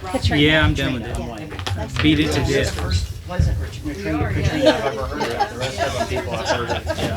Yeah. Y'all have a great day. She's the best of the Katrinas. Me, and then Sorry. Chip. I got a question for you. So your friend that Stack chairs. No, leave them here. Yeah. I didn't drop her, she dropped me. Everyone called, she worked at, she dropped me. So question for you. If you all went around each other, did you any of these kind of feel like Dry erase marker. They were here. No, not until she posted my word. I do have some, but they're not yet. Sandra's class. Yeah. with my first class. I was having an episode. I have to think of where she said to put the canned goods. She just said the table on the side, so when we clean up, we just put it over there. I think it'll be fine. We'll figure it out. One is chocolate chip and one is blueberry. I think the one on the left. In a biology. I had one of those. Okay, the other one is chocolate chip. Otherwise, you get all For like. some reason, I don't like chocolate chip milk. Yeah, because she was a very smart person. However, was